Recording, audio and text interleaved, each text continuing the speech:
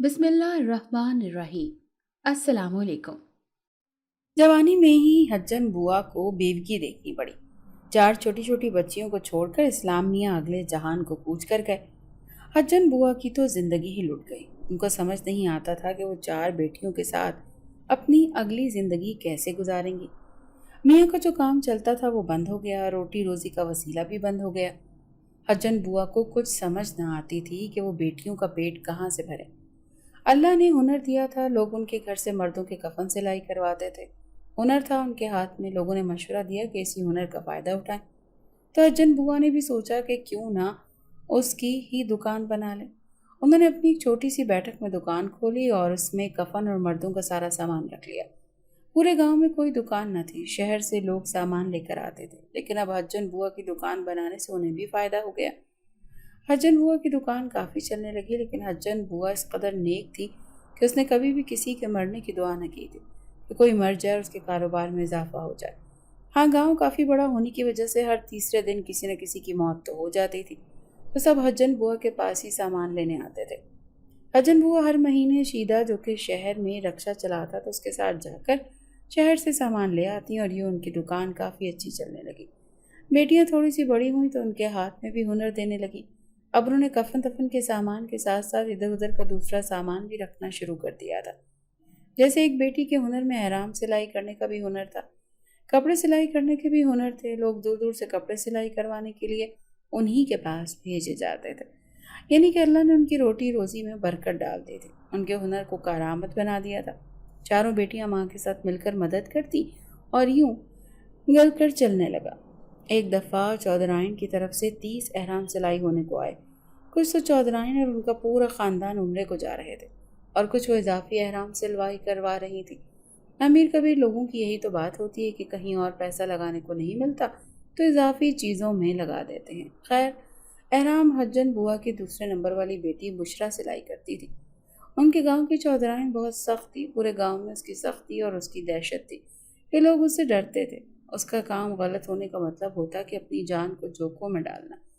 बुशरा थोड़ी सी कंफ्यूज्ड भी थी कि अगर चौधराइन को कोई काम गलत हो गया तो उसकी खैर नहीं होगी, लेकिन हज्जन बुआ ने उसे तसल्ली दी कि मेरी बेटी के हाथ में बहुत हुनर है, तो गलत कैसे होगा। अब चौधराइन ने भेजा है तो इनकार भी नहीं कर सकते, तो अल्लाह का नाम लेकर एहराम बनाना शुरू कर दे।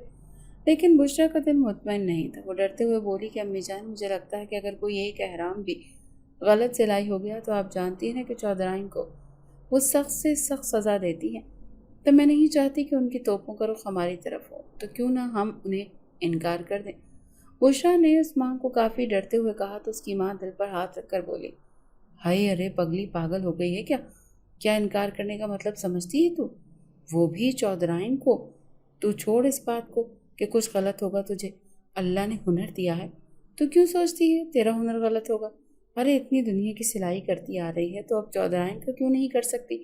चल अल्लाह का नाम लेकर शुरू कर दे। हज्जन बुआ ने बेटी को मुकम्मल तसल्ली दी, लेकिन बुशरा का दिल किसी तौर पर भी राजी नहीं हो रहा था। वो बस एक ही बात सोचे जा रही थी कि अगर कोई एक काम भी खराब हो गया तो समझो उसकी कमबख्ती पक्की थी। वो यही सोच रही थी कि अचानक से बाहर से दरवाजे पर दस्तक हुई। हज्जन बुआ जो अभी दुकान से आकर लेटने ही लगी थी कि बाहर उठकर बढ़ी और दरवाज़ा खोला तो सामने चौधराइन को खड़े देखा। उसके तो गोया 14 तबक़े रोशन हो गए। वो सोच भी नहीं सकती थी कि चौधराइन कभी उसके घर आ सकती है। अरे अरे चौधराइन साहिबा, कोई काम था तो आप मुझे बुला लेती, आपने यहाँ आने की जहमत क्यों की?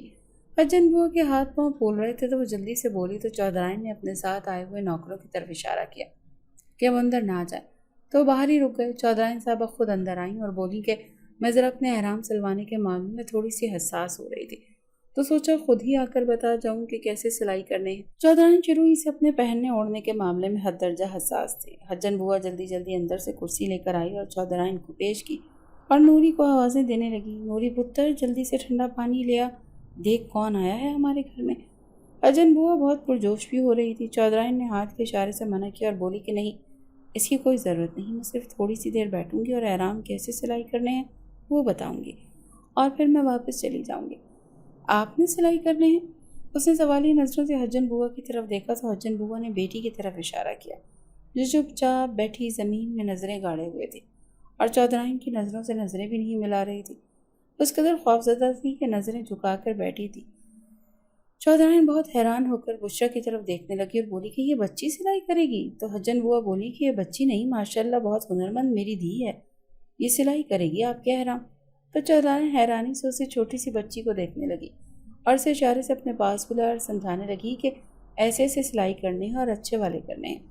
उन्होंने सबसे छोटी बेटी का नाम लेकर बोला कि इसके एहराम में किसी सूरत भी कमी पेशी नहीं आनी चाहिए, वरना वो पूरा घर सर पर उठा लेगी। उन्होंने अपनी तरफ से प्यार से कहा, लेकिन बुशरा को लगा कि वो उसे वार्निंग दे रही थी कि अगर कोई भी कमी पेशी हुई तो उसकी सज़ा सख्त से सख्त होगी। उसने उनकी बात सुनकर खौफ से गर्दन तो हिला दी, लेकिन उसका दिल किसी सूखे पत्ते की तरह लरस रहा था। चौधराइन उसे समझाकर वापसी की राह लेकर अपने घर चली गई और बुशरा माँ पर फट पड़ी। अम्मी जान, मैं बहुत डर गई थी। डर लग रहा है कि अगर उनके एहराम ख़राब हो गए तो कहीं हमारी रोटी रोज़ी का वसीला ही ना ख़राब हो जाए। तुझे पता तो है कि चौधराइन का जब दिमाग ख़राब होता है तो वो गांव बदर भी कर सकती है, वो सज़ा सख्त से सख्त भी दे सकती है, और फिर पता है चौधरी साहब भी उनके आगे चुप करके बैठ जाते हैं। तो मुझे बहुत डर लग रहा है। उषा ने दोबारा से माँ को समझाने वाले अंदाज में कहा कि उन्हें उनका काम वापस कर देना चाहिए और चौधराइन को इनकार कर देना चाहिए। लेकिन माँ ने एक ही रट लगाई थी कि इनकार करने का मतलब तू नहीं समझती। अल्लाह का नाम लेकर शुरू कर ले, जिद ना पकड़ और ना मुझे रुसवा कर। हज्जन बुआ ने बेटी को समझाया तो बुशरा सोने के लिए लेट गई और बोली कि सुबह से काम स्टार्ट करूंगी। 3 दिन बाद चौधराइन ने उम्रे पर जाना है और 2 दिन का टाइम था जो उसे ये दिया गया था। 2 दिन के वक्त में उसने 30 एहराम सिलाई करने थे। खासा मुश्किल काम था, लेकिन उसको इतनी मुश्किल पेश नहीं आई थी। लेकिन ये सोच सोच कर मुश्किल हो रही थी कि अगर कोई भी काम खराब हो गया तो लेने के देने पड़ जाएंगे। अब उसने चौधराइन का गुस्सा कभी देखा ना था, लेकिन सुना हुआ था। बचपन की बात थी जब उसने चौधराइन के बाग में से एक माल्टा तोड़ा था तो चौधराइन ने उसे 2 घंटे मुर्गा बनाकर सजा दी थी। वही उसके जहन पर नक्श हो गई थी। चौधराइन के गुस्से का सोचते हुए ही वो नींद की वादी में चली गई। सुबह उठी तो काम में जुट गई और एहराम सिलाई करने लगी। वो बहुत तवज्जो से वो एहराम सिलाई कर रही थी। आहिस्ता आहिस्ता से उसने सारे एहराम सिलाई किए और खिलाफ तवक्को सारे एहराम बिल्कुल ठीक, बगैर किसी गलती, बगैर किसी कोताही के सिलाई भी हो गए। 2 दिन से वो एहराम सिलाई करने में जुटी हुई थी। असर का वक्त था और मगरिब तक का टाइम था। वो जल्दी जल्दी से एहराम सिलाई कर रही थी। असर तक वो सारे एहराम सिलाई कर कर के फारिग हो चुकी थी। उसे बहुत खुशी हो रही थी कि सारे काम आसानी से पाए तकमील तक पहुंच गए हैं और अब बस यही दुआ कर रही थी कि चौधराइन को सिलाई किए गए एहराम पसंद आ जाए किसी न किसी तरीक़े से। वो असर की नमाज़ पढ़ने लगी तो दरवाजे पर दस्तक हुई। वो हैरान हुई कि चौधराइन ने तो मगरिब तक आने का टाइम दिया था, तो इतनी जल्दी क्यों एहराम लेने के लिए भेज दिया। लेकिन उसके एहराम तैयार थे, इसीलिए उसको फिक्र नहीं हुई। वो दरवाज़ा खोलने गई तो सामने पैगंबर खड़ा हुआ था। चौधराइन की तरफ से पैगाम लाया है। उसने बुशरा को मुखातिब करके कहा कि वो बुशरा दरवाजे की ओट में खड़े होकर पूछने लगी, क्या पैगाम है। तो बोला, चौधराइन ने कहा है कि सारे एहराम सिलाई करके उनको इस्त्री भी कर दें ताकि उन्हें दोबारा किसी इस्त्री करने वाले को न बुलाना पड़े। तो बुशरा थोड़ी सी उलझन में मुब्तला हो गई। तो पैगंबर दोबारा से बोला कि चौधराइन साहब ने कहा है कि इस्त्री करने की अलग से कीमत दी जाएगी। तो बुशरा भी खुश हुई कि चलो, इस्त्री करने से मैं उनका क्या जाएगा, कब तक का टाइम दिया है। चौधराइन साहिबा ने, बुशरा ने दरवाजे की ओर से उससे सवाल किया तो वो बोला कि इशा तक का टाइम है। उन्होंने कहा है कि मगरिब तक तो सिलाई करके देने थे, तब इशा तक वो इस्त्री भी करके पहुंचा दें। इशा का वक्त वो आकर ले जाएंगे। चले ठीक है, आप इशा के वक्त आकर ले जाइएगा। बुशरा ने उसको रुखसत होने का कहा और ख़ुद दरवाजे की कुंडी लगाकर जल्दी जल्दी से वज़ू करने लगी और नमाज अदा करने लगी। नमाज में भी वो बस यही सोचती रही कि बस अगला काम भी अब ठीक तरीके से पाया तकमील को पहुंच जाए। नमाज पढ़ते ही फ़ौरन से वो इस्त्री करने के लिए बैठ गई और इन एहराम को अच्छे तरीक़े से आहिस्ता आहिस्ता इस्त्री करने लगी। अलीज़ा चौधरी की छोटी बेटी थी और उसके एहराम पर ख़ासी तवज्जो दी जाएगी। क्या था कि कोई कमी बेशी ना आ जाए, इसीलिए इस्त्री करते हुए भी जब उसका एहराम आया तो बहुत तवज्जो से उससे इस्त्री करने लगी। अचानक से शिदा ने आवाज़ दी, बच्चों, जहाज़ आया है, जहाज़ आया है। और जहाज़ में तो उसकी जान बसती थी और वहीं पर इस्त्री छोड़कर जल्दी से ऊपर की जानिब भाग गई। जहाज़ को देखते ही खुशी से चीखने लगी। छोटे छोटे लोग, छोटी छोटी खुशियाँ थीं। जहाँ से तवज्जो उठी तो अचानक याद आया कि वो तो अलीज़ा का एहराम इस्त्री कर रही थी। दोबारा से भागी हुई वापस आई तो देखा इस्त्री एहराम के ऊपर पड़ी थी और इर्द गिर्द से धुआं निकल रहा था। अब वो सारा मंजर देख रही थी। बुशरा के तो गोया सर पर आसमान आ गिरा। وہ جلدی سے بھاگی اور استری کے پاس گئی۔ استری کو اٹھا کر دیکھا تو احرام کا ایک حصہ برے طریقے سے استری کو چپکا چکا تھا، اور احرام کو اٹھا کر دیکھا تو اس کے درمیان ایک اتنا بڑا سا سوراخ ہو چکا تھا۔ بشریٰ کو سمجھ نہیں آئی کہ وہ روئے یا وہیں گر کر بے ہوش ہو جائے، کیونکہ حجن بوا نے اسے کپڑا محدود لا کر دیا تھا اور اس کپڑے میں سارے احرام بنا دیے تھے۔ اب تو بالکل بھی کپڑا نہیں بچا تھا، اور اگر کپڑا نیا لیتی تو کل تک ہی کپڑا آنا تھا۔ شہر جا کر بشریٰ کو سمجھ نہ آئی کہ وہ کیا کرے۔ وہ پریشان سی ادھر ادھر دیکھنے لگی، لیکن کوئی بھی اسے نہیں دیکھ رہا تھا۔ اس کا دل کیا کہ وہ پھوٹ پھوٹ کر روئے، لیکن اگر وہ اپنی امی جان کو بتا دیتی تو ایک نئی مصیبت کو اپنے گلے میں ڈال لیتی۔ کافی دیر وہ حیرانی اور پریشانی سے صرف صورتحال کا جائزہ لیتی رہی، پھر اس نے جلدی سے اس احرام کو اٹھایا اور اپنی الماری میں جا کر رکھ دیا، اور الماری کو تالا لگا کر چابی اپنے پاس رکھ لی۔ عریضے کا تو صرف ایک احرام سلائی ہونے کو دیا تھا، لیکن اب ایک احرام بھی نہ بچا تھا۔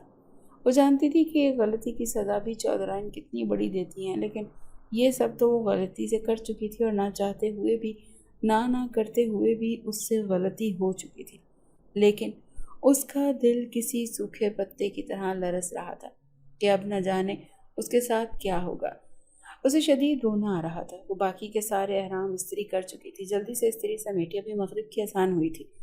مغرب کی نماز پڑھی، گھر والوں نے اس کی خاموشی نوٹ کی، لیکن کسی نے کچھ نہیں پوچھا، کیونکہ اکثر وہ اپنے باپ کو یاد کر کے بھی اس طرح اداس ہو جاتی تھی۔ جیسے جیسے ٹائم آگے بڑھ رہا تھا اس کے دل کو کچھ ہو رہا تھا۔ وہ چپ چاپ سی اپنے گھر میں موجود پیپل کے درخت کے نیچے بیٹھ کر پیغمبر کا انتظار کرنے لگی، اور کب وہ آئے گا اور سارے احرام کو لے کر جائے گا۔ کافی دیر گزر گئی، لیکن ابھی تک کوئی بھی نہیں آیا تھا۔ پیغمبر ابھی تک احرام لینے نہیں پہنچا تھا، اور اس کو ایک ہی فکر ستائے جا رہی تھی کہ اگر ماں جان کو پتہ چل گیا تو اس کی خیر نہیں ہوگی۔ وہ پیپل کے درخت کے نیچے بیٹھ کر رونے لگ گئی کہ نہ جانے چودرائن اب اس کے ساتھ کیا کرے گی، کیونکہ پچھلے دنوں کی ہی بات ہے کہ اس کی ایک دوست شکیلہ بتا رہی تھی کہ اس کو چودرائن نے باغ میں سے پھول توڑ کر گجرے بناتے ہوئے کہا تھا۔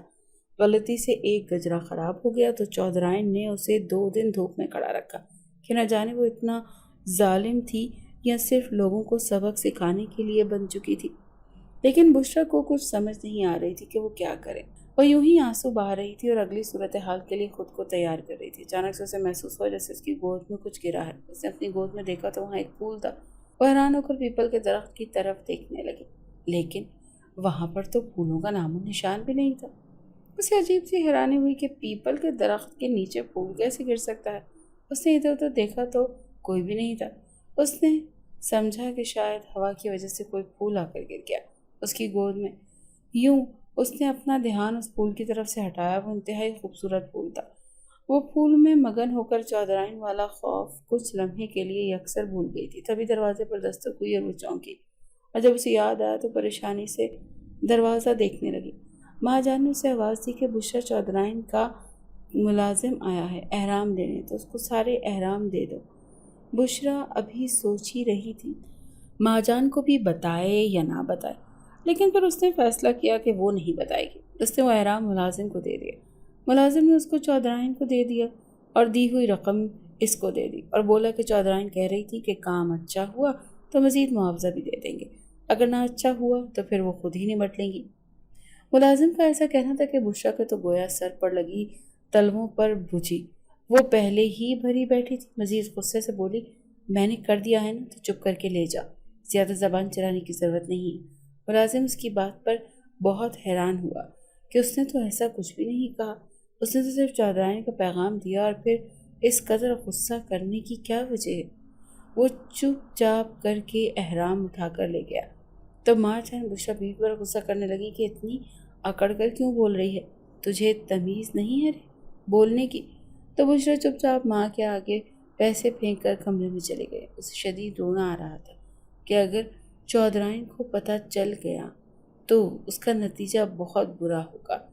اللہ اللہ کر کے اس نے کانٹوں پر رات گزاری۔ ساری رات وہ یہی سوچتی رہی کہ ابھی اس کا پیغام آ جائے گا اور ابھی اس کا پیغام آ جائے گا۔ فجر کی اذانیں ہوئی تو ملازم دروازے پر دستک دینے لگ گیا۔ بشریٰ کا تو یوں حال ہو گیا گویا کاٹو تو بدن میں لہو دوڑے۔ اس کا سارا خون نچڑ کر چہرے پر آ چکا تھا۔ سمجھ نہیں آ رہی تھی کہ اب وہ کیا کرے۔ اس کی ماں بولی کہ جاؤ دروازے پر دیکھو کون آیا ہے، لیکن بشریٰ چپ چاپ سی گھورتی ہوئی نگاہوں سے ماں کو دیکھنے لگی۔ ماں کو لگا کہ شاید وہ نیند سے بیدار ہوئی ہے اور اسی لیے اس طرح کر رہی ہے۔ خود ہی اٹھ کر دروازے تک لے گئی تو وہاں دروازے پر موجود چودھرائن کا ملازم کھڑا تھا اور کہہ رہا تھا کہ چودھرائن نے احرام سینے والی لڑکی کو بلایا۔ تو حجن بوا اندر آئی اور بشرا سے کہنے لگی کہ تمہیں چودھرائن نے بلایا ہے۔ بشرا جو نماز پڑھ کر جائے نماز پر ہی بیٹھی تھی جلدی سے نفی میں گردن ہلانے لگی اور بولی کہ میں تو کسی صورت نہیں جاؤں گی۔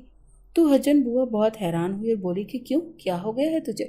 انہوں نے احرام کیسے باندھے ہیں؟ یہ پوچھنا ہوگا، یہ احرام کے متعلق کچھ پوچھنا ہوگا، اتنا ڈر کیوں رہی ہو؟ کیا پتا تیرے یہ احرام ان کو اتنا پسند آ جائے کہ انہوں نے خوش ہو کر تجھے بلایا ہو۔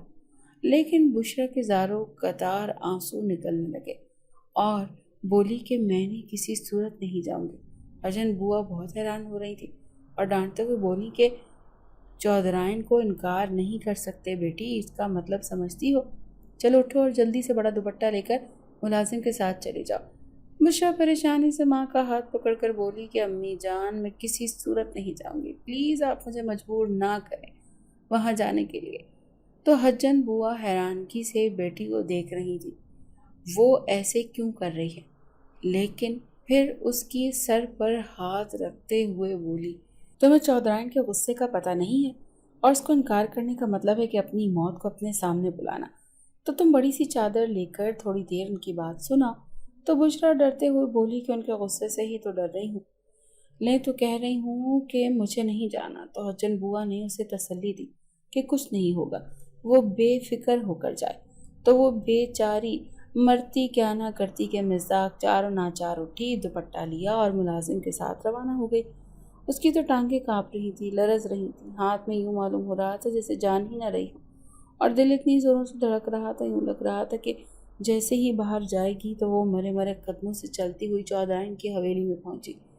تو وہاں وہ یوں معلوم ہو رہا تھا جیسے شادی کا سماں ہو، انہوں نے 10 بجے گھر سے نکلنا تھا اور اس لیے ایسے لگ رہا تھا جیسے وہ ساری رات سوئے نہ ہوں اور یہی تیاریاں کرتے رہے۔ بشرا انتہائی ڈرتے ڈرتے چودھرائن کے کمرے کی طرف جانے لگی تو علیزے جو وہاں کھڑی ہوئی تھی جلدی سے بشرا کا ہاتھ پکڑ کر بولی کہ بشرا میں تمہارا بہت شکریہ ادا کرتی ہوں، تم نے اتنے اچھے احرام سیے ہیں۔ تو بشرا حیرانگی سے اس کی طرف دیکھنے لگی کہ کیا انہیں پتہ بھی نہیں چلا کہ علیزے کا احرام موجود نہیں، لیکن اس سے لگا کہ شاید علیزے کو ابھی معلوم نہ ہو، وہ بغیر دیکھے کہہ رہی ہو۔ وہ مرے مرے قدموں سے چودھرائن کے کمرے میں گئی تو چودھرائن سارے احرام پھیلائے بیٹھی ہوئی تھی۔ بشرا کو اندر آنے کی اجازت ملی تو وہ اندر جا کر ان کے پاس بیٹھ گئی۔ چودھرائن نے بشرا کی طرف دیکھا اور بہت حیران نظروں سے دیکھنے لگی۔ احرام تم نے تیار کیے ہیں؟ تو بشرا کانپتی ہوئی آواز میں بس جی کہہ سکی۔ اس کی آواز اتنی ہی تھی کہ یوں لگ رہا تھا جیسے آواز اس تک بھی بمشکل پہنچی ہو۔ چودھرائن نے اس کا جواب نہ پا کر دوبارہ سے اپنا سوال دہرایا اور پوچھا کہ میں پوچھ رہی ہوں کہ احرام تم نے ہی سلائی کیے ہیں نا؟ نہ جانے چودھرائن کا رویہ اتنا سخت تھا یا اس وقت بشرا کے ساتھ ہو رہا تھا۔ بشرا کو یوں لگا کہ اس کے سامنے کوئی افلاطون بیٹھا ہو اور وہ ڈرتے ڈرتے دھیمی سی آواز میں بولی کہ جی میں نے ہی سلائی کیے ہیں۔ تو چودھرائن خاموشی سے اس کا چہرہ دیکھنے لگی۔ بشرا اب نظریں اٹھا کر بھی نہ دیکھ پا رہی تھی، اس نے اپنی نظریں زمین میں گاڑی ہوئی تھی کیونکہ اسے پتا تھا کہ ابھی اس کی سزا سنائی جائے گی، ابھی اس کی سزا سنائی جائے گی۔ تھوڑی دیر تو وہاں خاموشی چھائی رہی اور تھوڑی دیر بعد چودھرائن نے اپنی طرف سے متوجہ کیا اور ملازموں کو آواز دینے لگی۔ اب بشرا کو سمجھ آ گئی تھی کہ اب تو اس کی خیر نہیں۔ ملازمہ آئی تو چودھرائن نے اس کو ایک چابی دی اور بولی کہ الماری میں میری ایک انگوٹھی پڑی ہے، وہ نکال کر لے آؤ۔ بشرا نہ سمجھی سے کبھی چودھرائن کو دیکھ رہی تھی اور کبھی ملازمہ کو دیکھ رہی تھی۔ ملازمہ انگوٹھی لے کر آئے تو چودھرائن نے وہ انگوٹھی بشرا کی طرف بڑھا دی اور بشرا حیران کو نظروں سے اسے دیکھ رہی تھی، چودھرائن کی طرف دیکھ رہی تھی کہ یہ کیا ہے۔ تو چودھرائن بولی کہ تم نے احرام اتنے اچھے سلائی کیے ہیں کہ مجھے کچھ لمحے پہلے تو یقین ہی نہیں آیا کہ وہ کسی بچی نے سلائی کیے ہیں۔ تم ابھی بہت چھوٹی بچی ہو، تمہارے ہاتھ میں اتنی صفائی دیکھ کر مجھے بہت خوشی ہو رہی ہے، اسی لیے میں تمہیں انعام کے طور پر یہ انگوٹھی دینا چاہتی ہوں۔ تو بشرا حیران نظروں سے دیکھتی ہوئی بولی کہ علیزے کا احرام؟ اس کی بات ابھی مکمل نہ ہوئی تھی تو چودھرائن مزید خوش ہو کر بولی ہاں علیزے کا احرام سب سے زیادہ خوبصورت ہے، وہی تو بہت خوش ہے، اسی لیے یہ تو مجھے خوشی ہو رہی ہے۔ اور بشرا نہ سمجھی سے اس کی طرف دیکھتے ہوئے بولی کہ علیزے کا احرام کہاں پر ہے؟ تو انہوں نے ایک احرام کی طرف اس کی توجہ دلوائی تو وہاں بیڈ پر ایک انتہائی خوبصورت احرام پڑا ہوا تھا۔ بشرا بی حیران اور پریشان اس احرام کو دیکھنے لگی، لیکن وہ احرام اس نے تیار نہیں کیا تھا۔ وہ اپنے ہاتھ کی سلائی کو اچھے طریقے سے جانتی تھی۔ صاف صاف معلوم ہو رہا تھا کہ وہ احرام اس نے تیار نہیں کیا۔ چودھرائن نے اس کی حیران چہرہ دیکھا تو بولی کہ میں تمہیں انعام دے رہی ہوں، اس پر اتنا پریشان ہونے کی ضرورت نہیں ہے، میں اپنی خوشی سے دے رہی ہوں۔ وہ اب کافی نرمی سے بشرا سے بات کر رہی تھی، لیکن بشرا اپنی حیرانی اور پریشانی اس کو نہیں بتا سکتی تھی۔ اس نے ہاتھ آگے بڑھا کر کانپتے ہوئے ہاتھوں سے وہ انگوٹھی پکڑ تو لی تھی، لیکن اس کا دل بار بار وہموں میں گرا جا رہا تھا کہ آخر ایسا کیسے ہو سکتا ہے کہ جب وہ احرام اس نے تیار ہی نہیں کیا تو وہ احرام جب اس کے پاس سے سلائی ہو کر گیا تھا تو ان تک کیسے پہنچ گیا۔ وہ وہاں چپ چاپ کر کے واپس آ گئی۔ گھر آتے ہی حجن بوا نے اس کا چہرہ دیکھا اور بولی کہ چودھرائن کیا کہہ رہی تھی؟ تو بشرا نے انگوٹھی ان کے آگے کر دی اور بولی کہ انہیں احرام بہت پسند آئے اور یہ انہوں نے انعام میں مجھے دے دیے۔ تو حجن بوا اس کا چہرہ دیکھ کر بولی لیکن تیرے چہرے سے تو یوں لگ رہا ہے جیسے انہوں نے تجھے بہت مارا ہو۔ پگلی، انہوں نے تجھے انعام دیا ہے، تیری محنت پر خوشی ہوئی ہے تو خوش ہونا چاہیے نا، پھر تو اتنی بری شکل کیوں بنائی ہوئی ہے؟ تو بشرا نفی میں گردن ہلا کر بولی کہ کچھ نہیں ہوا، بس یوں ہی۔ یہ کہہ کر وہ انگوٹھی ماں کو پکڑا کر اندر چلی گئی۔ کمرے میں اس وقت کوئی بھی نہیں تھا۔ اس نے جلدی سے الماری کھولی اور وہ احرام دیکھنے لگی جو اس نے جل چکا تھا، اور اسے دیکھ کر حیرت کی انتہا نہ رہی کہ وہاں پر کوئی بھی احرام موجود نہیں تھا۔ اس نے وہاں سے ماں سے پوچھا کہ آپ نے الماری میں سے کیا کوئی احرام نکالا ہے؟ تو اس کی ماں حیران ہو کر بولی کہ احرام تو سارے ان کو دے دیے تھے، پھر تم کس احرام کی بات کر رہی ہو؟ تو بشرا چپ کر گئی اور بولی کہ کسی کے نہیں۔ حجن بوا کو لگا کہ اس کی بیٹی پاگل ہو چکی ہے۔ وہ حیرانی سے اس کو دیکھ رہی تھی۔ اس نے ان کو ہاتھ سے پکڑ کر اپنے پاس بٹھایا اور بولی کہ بشرا کیا بات ہے، اتنی بولائی باتیں کیوں کر رہی ہو؟ اس طرح پاگلوں کی طرح کیوں پھر رہی ہو؟ تو بشرا اپنا سر پکڑ کر بیٹھ گئی اور بولی کہ مجھے کچھ سمجھ نہیں آ رہا، میرے ساتھ کیا ہو رہا ہے۔ تو اس کی ماں حیرانی سے بولی کہ آخر ہوا کیا ہے، مجھے بھی تو کچھ بتاؤ۔ تو بشرا سوچ میں پڑ گئی کہ ماں کو بتائے یا نہ بتائے۔ تو پھر آخر کار اس نے ہمت کر کے بتایا کہ ماں، علیزے کا جو احرام میں تیار کر رہی تھی وہ مجھ سے جل چکا تھا۔ اس کی ماں نے پھٹی پھٹی نگاہوں سے اس کی طرف دیکھا اور بولی کہ ان کے احرام کے علاوہ تو کوئی کپڑا بھی موجود نہ تھا، پھر تم نے کیسے علیزے کا احرام سلائی کیا اور تمہیں چودھرائن نے کچھ نہ کہا؟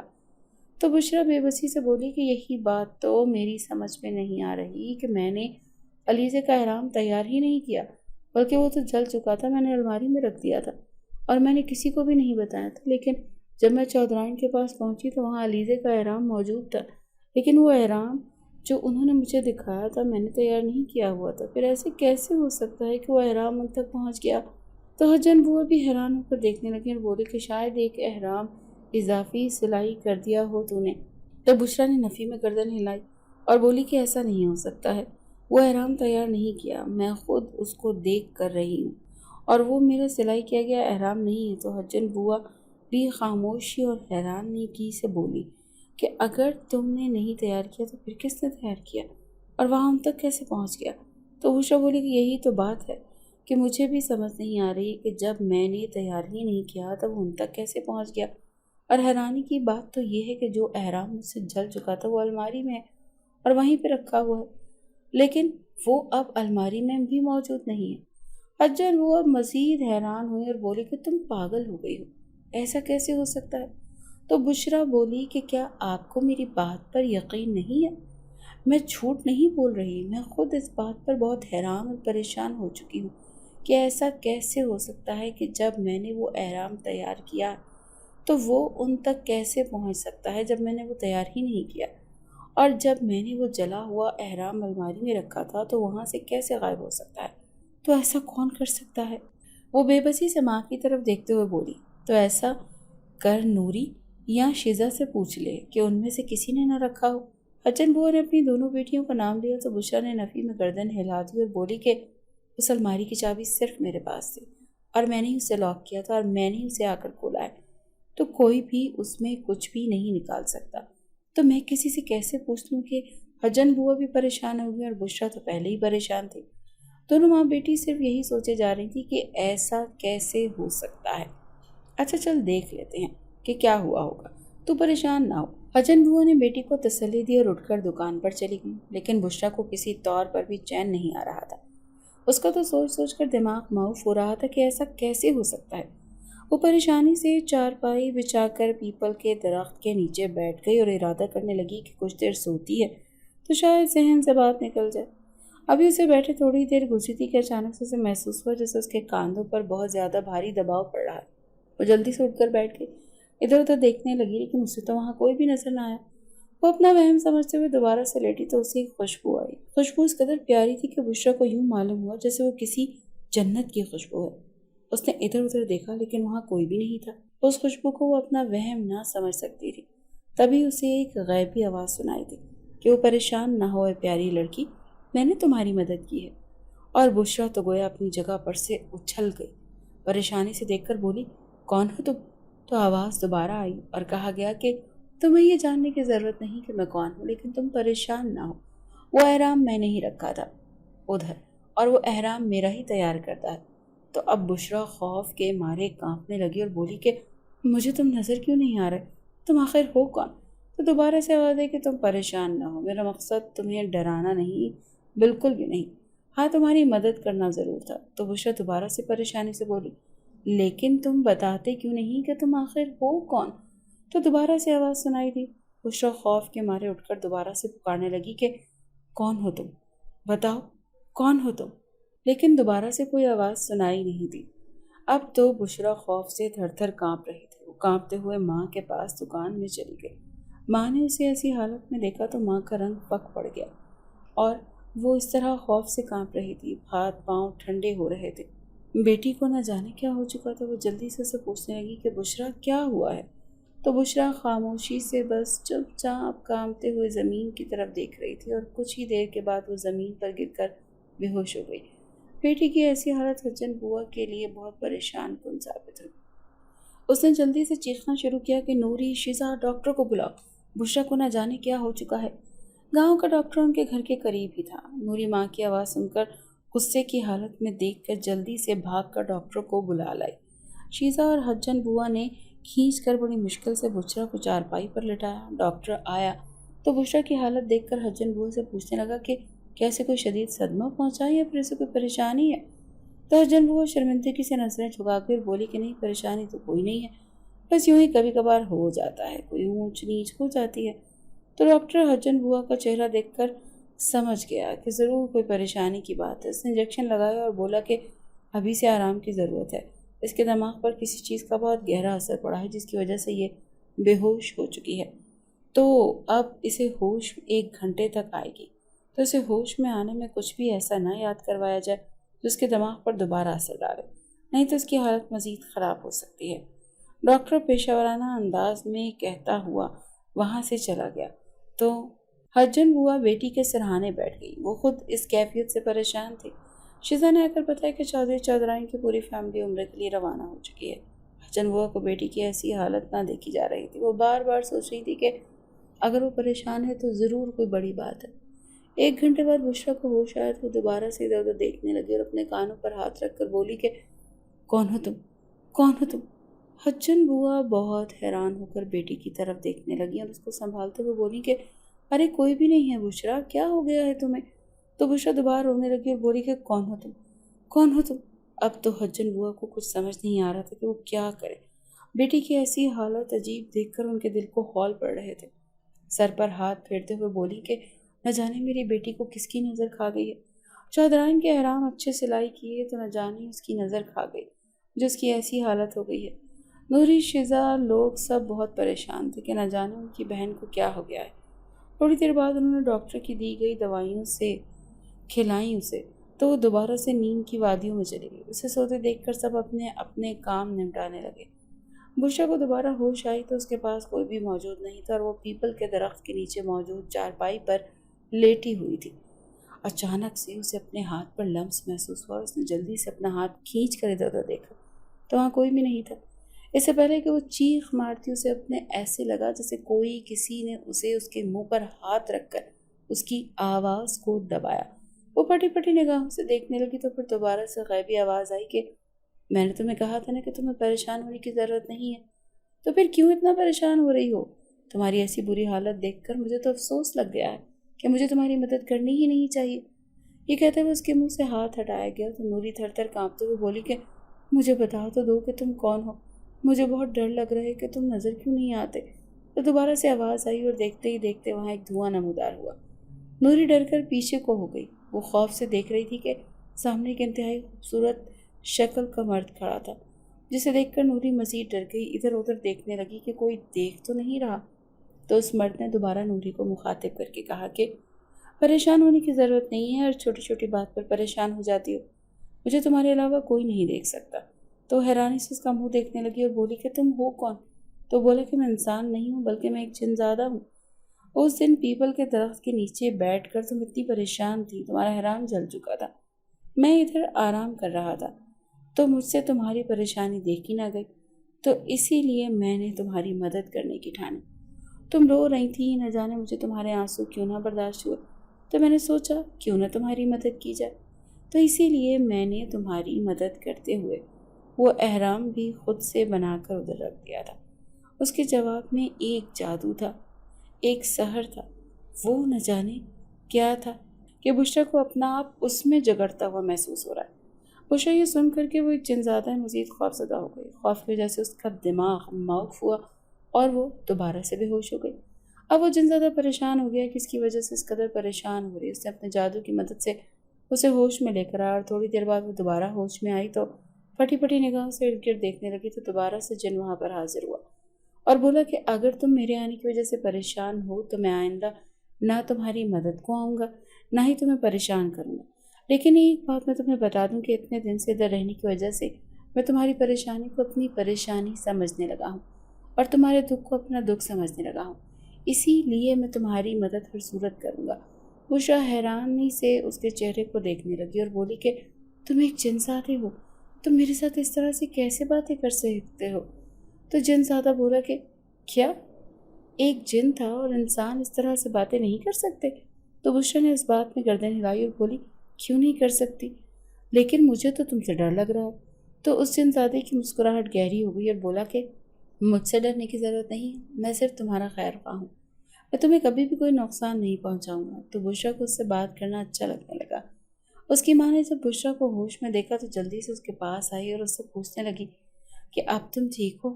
تو بشرا نے اس بات میں گردن ہلا کر اس جن زادے کی طرف دیکھا، لیکن وہ جن زادہ حجن بوا پر نظر نہیں آ رہا تھا۔ حجن بوا تھوڑی دیر بعد وہاں سے چلی گئی تو بشرا دوبارہ سے اس جن زادے سے باتیں کرنے لگی۔